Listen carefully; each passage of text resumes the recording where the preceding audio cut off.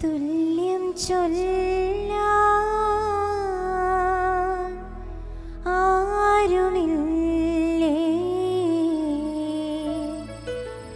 അങ്ങേപ്പോലെ യേശുവേ. തുല്യം ചൊല്ലാൻ ആരുമില്ലേ അങ്ങേപ്പോലെ യേശുവേ. ജീവനേ സ്വന്തമേ അങ്ങേ മാർവിൽ ചായുന്നു ഞാൻ. ജീവനേ സ്വന്തമേ അങ്ങേ മാറും ചാരുന്നു ഞാൻ. ആരാധന ആരാധന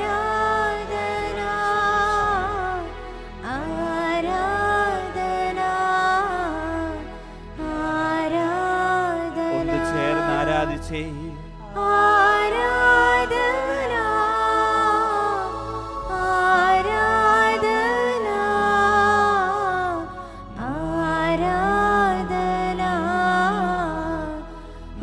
ആരാധന. രണ്ട് കരങ്ങൾ തുറന്നു പിടിച്ച് സ്തുതിച്ച് പ്രാർത്ഥിച്ചേ. Hallelujah hallelujah hallelujah hallelujah hallelujah. സ്തുതിക്കട്ടെ, സ്തുതിക്കട്ടെ, സ്തുതിക്കട്ടെ. ഓരോ കുടുംബങ്ങളും യേശുനാമം വിളിച്ച് പ്രാർത്ഥിക്കുക.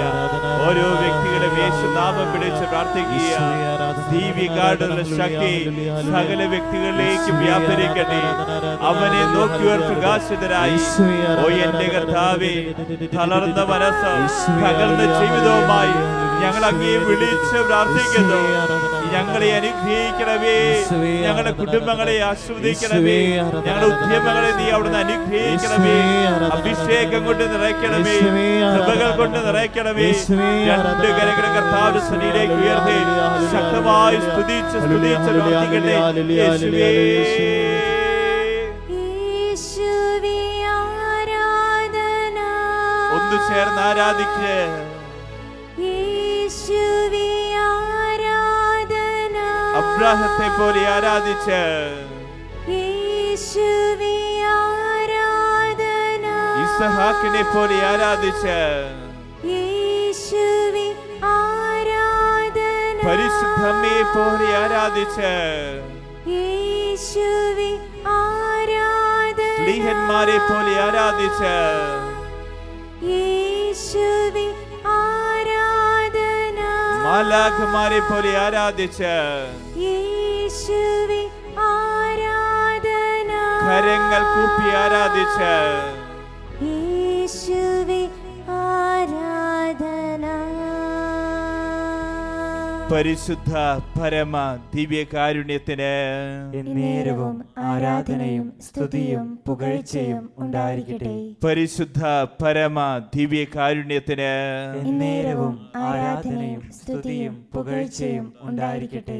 പരിശുദ്ധ പരമ ദിവ്യകാരുണ്യത്തിന് എന്നേരവും ആരാധനയും സ്തുതിയും പുകഴ്ചയും ഉണ്ടായിരിക്കട്ടെ. റോമാക്കാർക്ക് എഴുതിയ ലേഖനം 12-ാം അധ്യായം 20-ാം തിരുവചനം പറയുന്നു, നിന്റെ ശത്രുവിന് വിശക്കുന്നുവെങ്കിൽ ഭക്ഷിക്കുവാനും ദാഹിക്കുന്നുവെങ്കിൽ കുടിക്കുവാനും കൊടുക്കുക.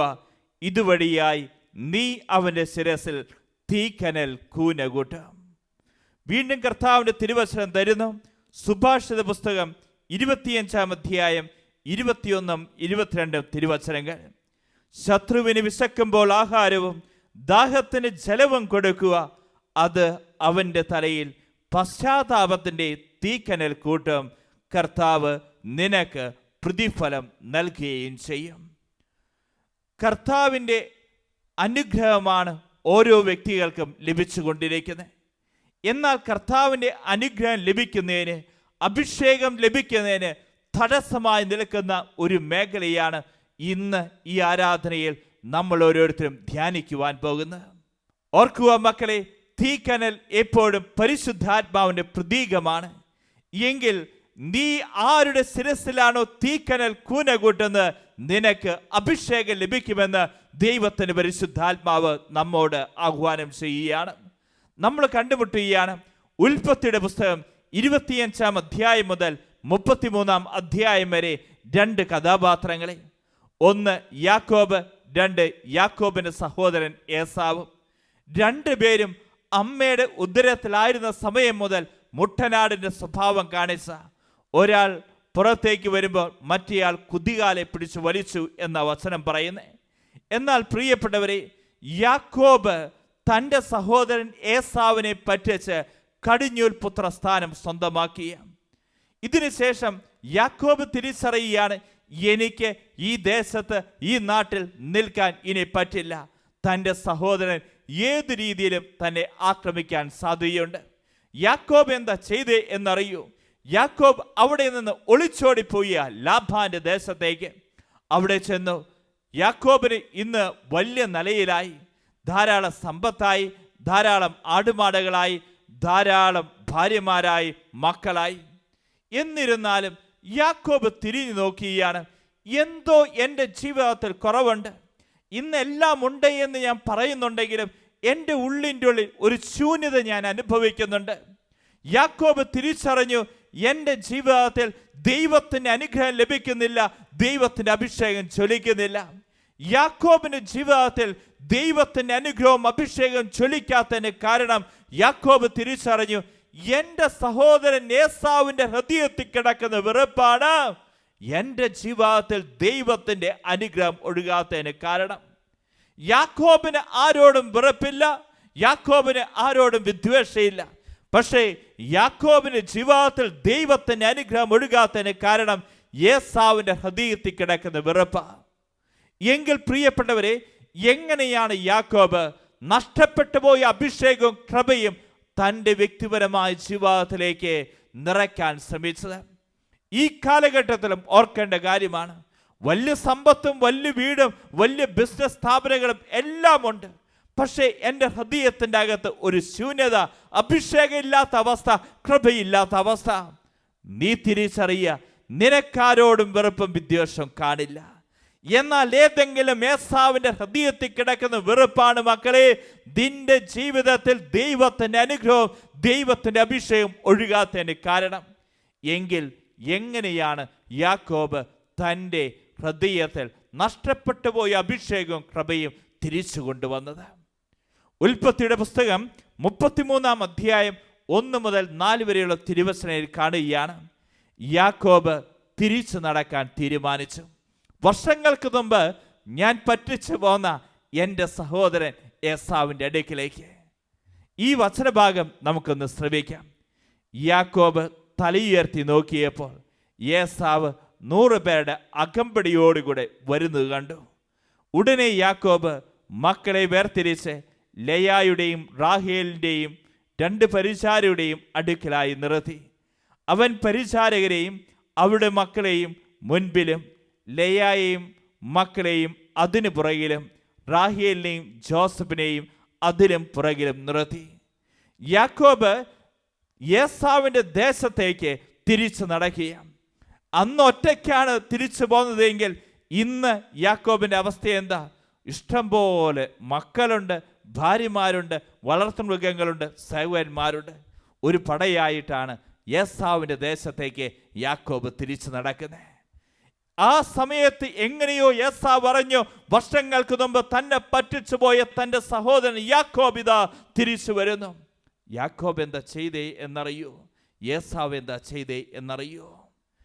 ഏസാവ് 400 പേരെ അവനെ എതിർക്കാൻ വേണ്ടി, യാക്കോബിനെ തകർക്കാൻ വേണ്ടി നിരനിരയായി നിർത്തി.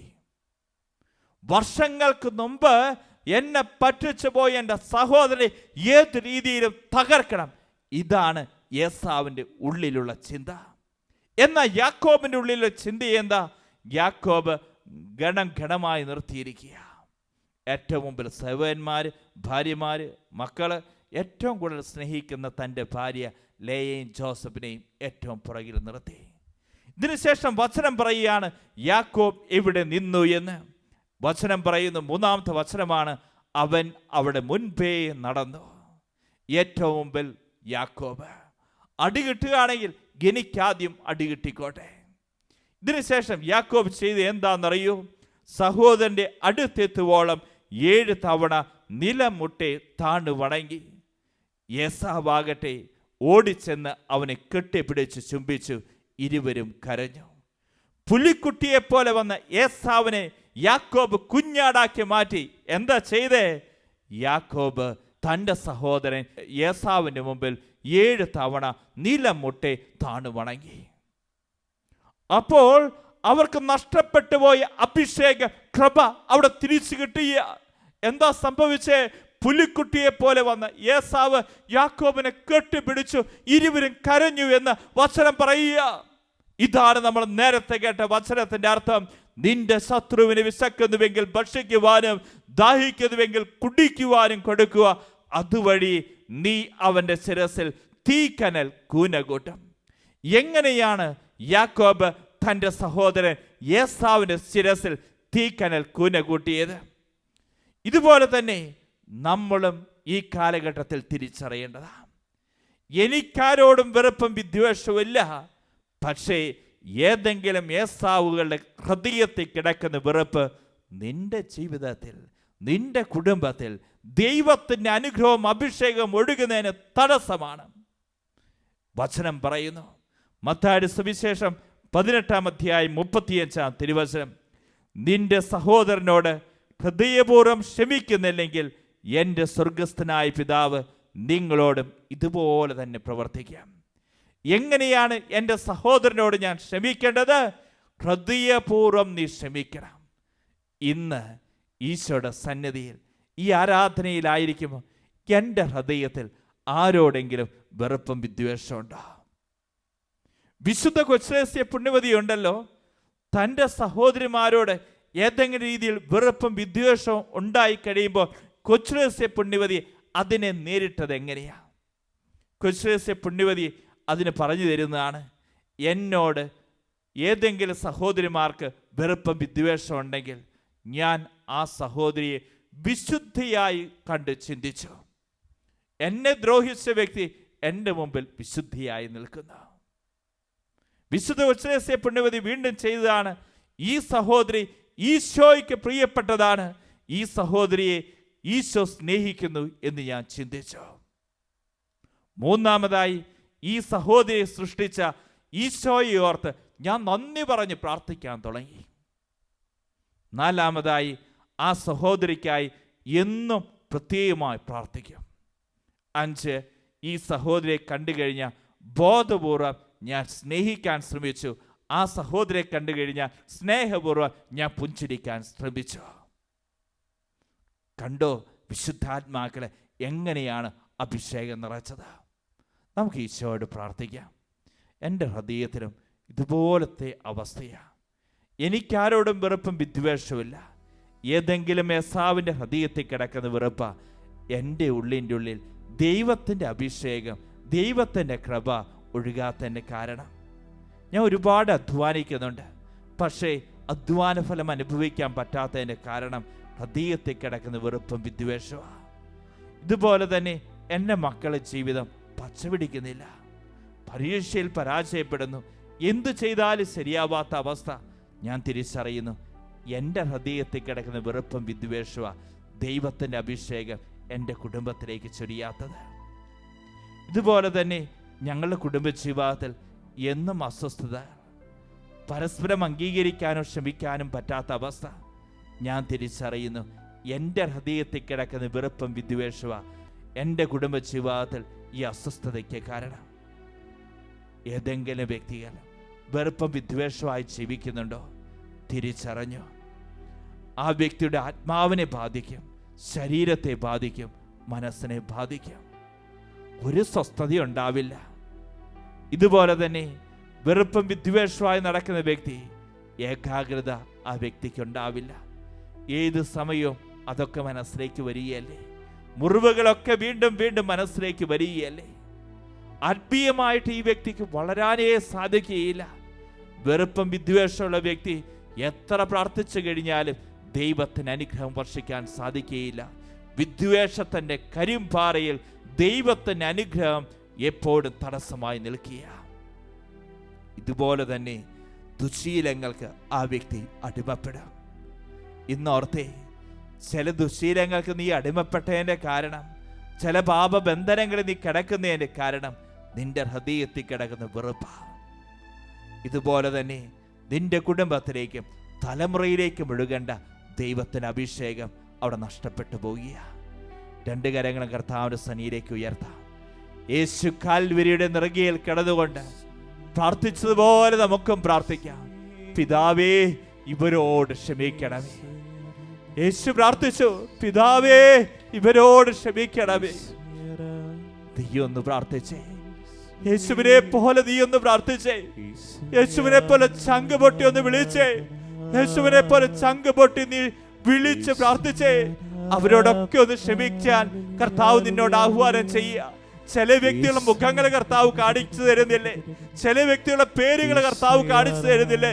ചില വ്യക്തികളെ തന്നെ കർത്താവ് കാണിച്ചു തരുന്നില്ലേ? അവരോടൊക്കെ ഒന്ന് ക്ഷമിച്ചു എന്നൊന്ന് പറഞ്ഞ് വിശുദ്ധ കൊച്ചേസ്യ പുണ്യവതി ചെയ്തതുപോലെ അവർക്ക് വേണ്ടി ഒന്ന് പ്രാർത്ഥിച്ചേ. രണ്ട് കരങ്ങൾ ഉയർത്തി യേശുവേ യേശുവേ എന്ന് വിളിച്ച് പ്രാർത്ഥിക്കട്ടെ. യേശുവേ,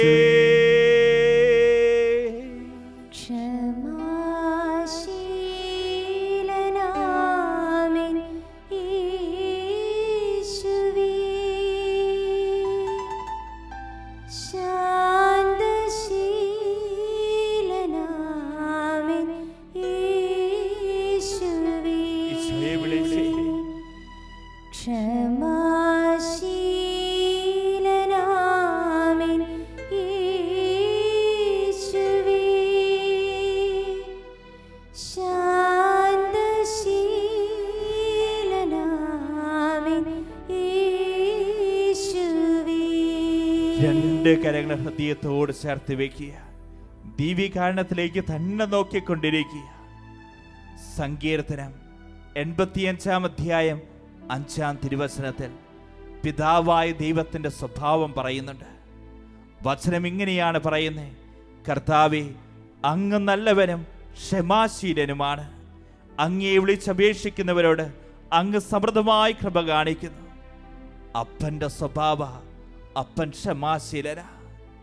എങ്കിൽ മക്കളായ നമ്മൾ അപ്പന്റെ സ്വഭാവമല്ലേ കാണിക്കേണ്ടത്? അപ്പന്റെ സ്വഭാവം കാണിക്കാത്ത മക്കളെ നമ്മൾ എന്തെന്നാ വിളിക്കുക? യേശു ക്ഷമയുടെ പര്യായമായിരുന്നു. യേശു കാണിച്ചു തന്നു തൻ്റെ ജീവിതം മുഴുവൻ ക്ഷമയായിരുന്നുവെന്ന്. ജനങ്ങൾക്ക് വേണ്ടി ഒരുവൻ മരിക്കും നല്ലതാണ് എന്ന് പറഞ്ഞ് ജനങ്ങളുടെ ഇടയിൽ ഉപചാപം നടത്തിയ പ്രധാന പുരോഹിതനോട് യേശു ക്ഷമിച്ചില്ലേ? കാലിത്തൊഴുത്ത് മുതൽ കാൽവരി വരെ തന്നെ ദ്രോഹിച്ച എല്ലാവരോടും യേശു ക്ഷമിച്ചില്ലേ? യഹൂദർക്കൊരു രാജാവ് ജനിച്ചുവെന്നറിഞ്ഞപ്പോൾ തന്നെ നശിപ്പിക്കുവാൻ വേണ്ടി 2 വയസ്സിന് താഴെയുള്ള എല്ലാ ആൺകുട്ടികളെയും കൊല്ലുവാൻ ഉത്തരവിട്ട ഹെറോദോസിനോട് യേശു ക്ഷമിച്ചില്ലേ? ദീപജ്ഞരോട് യേശു ക്ഷമിച്ചില്ലേ? തന്നെ കല്ലെറിയുവാൻ വന്ന ഹെറോദോസിനോടും പട്ടാളക്കാരോടും യേശു ക്ഷമിച്ചില്ലേ? 3 വർഷക്കാലം തൻ്റെ കൂടെ നടന്ന് 30 വെള്ളിക്കാശ് തന്നെ ഒറ്റിക്കൊടുത്ത യൂദാസിനോട് യേശു ക്ഷമിച്ചില്ലേ? ആരൊക്കെ നിന്നെ തള്ളി പറഞ്ഞാലും ഞാൻ നിന്നെ തള്ളി പറയില്ല എന്ന് യേശുവിൻ്റെ മുമ്പിൽ ആണയിട്ട് പറഞ്ഞ പത്രോസിനോടും യേശു ക്ഷമിച്ചില്ലേ? തനിക്കെതിരെ എന്നും ഉപചാപങ്ങൾ നടത്തിയ പ്രധാന പുരോഹിതനോട് യേശു ക്ഷമിച്ചില്ലേ? കുറ്റമൊന്നും കാണുന്നില്ല എന്ന് പറഞ്ഞ് അന്യായമായി വിധി പ്രസ്താവിച്ച പീലാത്തോസിനോട് യേശു ക്ഷമിച്ചില്ലേ? തൻ്റെ രക്തത്തിന് വേണ്ടി മുറവിള കൂട്ടിയ ജനത്തോട് യേശു ക്ഷമിച്ചില്ലേ? പട്ടാളക്കാരോട് യേശു ക്ഷമിച്ചില്ലേ? തൻ്റെ ശിരസിൽ മുൾമുടി വെച്ച ഓരോ പട്ടാളക്കാരനോടും യേശു ക്ഷമിച്ചില്ലേ? തന്നെ മർദ്ദിച്ചവർ, തന്നെ പരിഹസിച്ചവർ, തൻ്റെ ദേഹത്ത് തുപ്പിയവർ, തൻ്റെ മുഖത്തടിച്ചവർ, തൻ്റെ വിലാപ്പുറത്തേക്ക് ആ കുന്തം കുത്തി കയറ്റിയ പട്ടാളക്കാരോട് പോലും യേശു ക്ഷമിച്ചില്ലേ? യേശു പറഞ്ഞു, പിതാവേ, ഇവർ ചെയ്യുന്നത് എന്തെന്ന് ഇവർ തന്നെ അറിയുന്നില്ല, ഇവരോട് ക്ഷമിക്കണമേ. യേശു ക്ഷമിച്ചുവെങ്കിൽ നമുക്കും നമ്മെ ദ്രോഹിച്ചവരോട്, നമ്മെ വേദനിപ്പിച്ചവരോട് ഇന്നോളം എൻ്റെ ജീവിതത്തിൽ ഏതൊക്കെ മേഖല എനിക്ക് ക്ഷമിക്കാനുണ്ടോ അവരെയൊക്കെ ഓർത്തുനിന്ന് ഈ ആരാധന വേള ക്ഷമിച്ച് പ്രാർത്ഥിച്ചേ.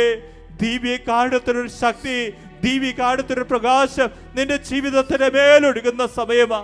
എല്ലാ മക്കളെ യേശുവേ യേശുവേ എന്ന് വിളിച്ചേ, വിളിച്ച് പ്രാർത്ഥിച്ചേ. അധരം തുറന്നൊന്ന് വിളിച്ചേ, യേശുവേ എന്ന് വിളിച്ചേ.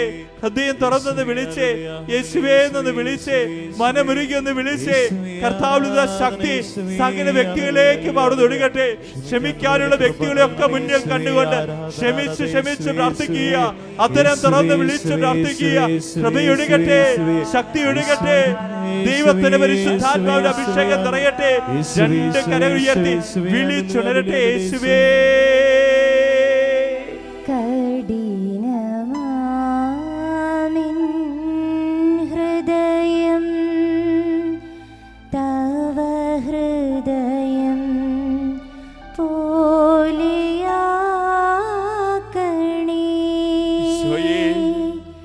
ക്ഷമാശീലനാമിൻ യേശുവേ. ശാന്തശീലനാമിൻ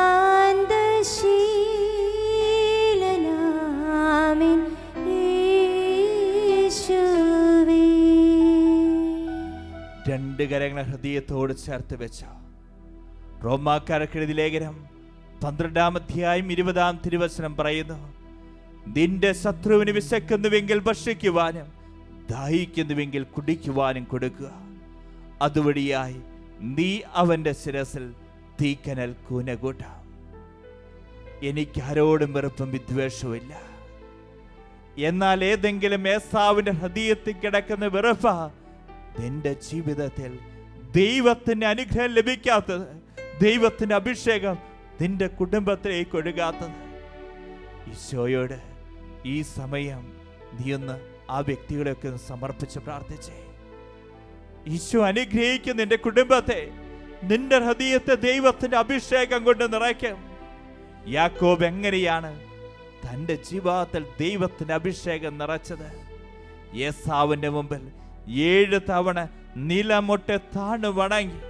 നിന്റെ കുടുംബത്തിൽ ഈ സമയം നിലമുട്ടെ 7 തവണ യാക്കോബിനെ പോലെ നീ ഒന്ന് താണു വണങ്ങിയേ. ക്ഷമിക്കാനുള്ള വ്യക്തിയുടെ മുമ്പിലാ നിലമുട്ടെ താണു വണങ്ങുന്നേ. യേശുവേ യേശുവേ എന്ന് വിളിച്ചേ. ഈ സമയം തന്നെ നഷ്ടപ്പെട്ടു പോയ അഭിഷേകം, നഷ്ടപ്പെട്ടു പോയ കൃപ നിന്റെ കുടുംബത്തിലേക്ക്, നിന്റെ വ്യക്തിപരമായ ജീവിതത്തിലേക്ക് ഈശോ തരാൻ പോകുക. നഷ്ടപ്പെട്ടു പോയ അഭിഷേകം, നഷ്ടപ്പെട്ടു പോയ കൽഭരണികളിലേക്ക് ഈശോയുടെ അഭിഷേകം നിറയട്ടെ. ഒരു പുതുവീഞ്ഞിന്റെ അനുഭവം കൊണ്ട് നിന്റെ കുടുംബം നിറയട്ടെ. എല്ലാ മക്കളും യേശുവേ യേശുവേ എന്ന് വിളിച്ച് പ്രാർത്ഥിച്ചേ. അത്തരം തുറന്നെന്ന് വിളിച്ചേ, ക്ഷമിച്ച് പ്രാർത്ഥിച്ചെന്ന് വിളിച്ചേ. വിളിക്കട്ടെ, യേശുവേ യേശുവേ എന്ന് വിളിച്ചുണരട്ടെ. യേശുവേ യേശുവേ ഹല്ലേലൂയ ഹല്ലേലൂയ ഹല്ലേലൂയ ഹല്ലേലൂയ. യേശുവേ യേശുവേ ഹല്ലേലൂയ ഹല്ലേലൂയ. കർത്താവേ, ക്ഷമിക്കാനുള്ള വലിയ കൃപ ഞങ്ങൾക്ക് നൽകണമേ. കർത്താവേ, മറ്റുള്ളവരോട് ക്ഷമിക്കാൻ, ഞങ്ങളുടെ സഹോദരങ്ങളോട് ക്ഷമിക്കുക, ഞങ്ങളുടെ ജീവിത പങ്കാളിയോട് ക്ഷമിക്കാനുള്ള വലിയ കൃപ ഈ നിമിഷം ഞങ്ങൾ ഈ ദിവ്യകാരുണ്യ സമയത്ത് കർത്താവേ, നിന്റെ ദിവ്യകാരുണ്യത്തിന്റെ ശക്തി ഈ നിമിഷം ഞങ്ങളിലേക്ക് കടന്നു വരണമേ. ഞങ്ങളുടെ വ്യക്തി ജീവിതങ്ങളിലേക്ക് ക്ഷമിക്കണമേ. കർത്താവേ, ഞങ്ങളെ വേദനിപ്പിച്ചവരോട് ക്ഷമിക്കാനുള്ള വലിയ കൃപ ഈ നിമിഷം ഞങ്ങൾക്ക് നൽകണമേ. യേശുവേ ആരാധന ആരാധന. യേശുവേ യേശുവേ hallelujah hallelujah hallelujah hallelujah hallelujah. കർത്താവേ, ക്ഷമിക്കാനുള്ള വലിയ കൃപ ഞങ്ങളെ പഠിപ്പിക്കണമേ. കർത്താവേ, നീ ക്ഷമിച്ചതുപോലെ ക്ഷമിക്കാനുള്ള വലിയ കൃപ ഞങ്ങൾക്ക് നൽകണമേ.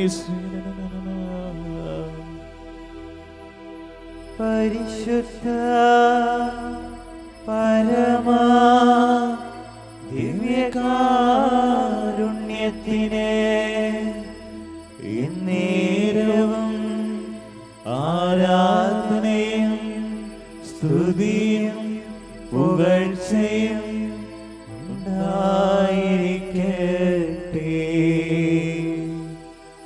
പരിശുദ്ധ പരമാ ദിവ്യകാരുണ്യത്തിനെ എന്നേരവും ആരാധനയും സ്തുതിയും പുകഴ്ചയും ഉണ്ടായിരിക്കട്ടെ. പരിശുദ്ധ പരമാ ദിവ്യകാരുണ്യത്തിനെ എന്നേരവും ആരാധനയും സ്തുതിയും പുകഴ്ചയും ഉണ്ടായിരിക്കട്ടെ.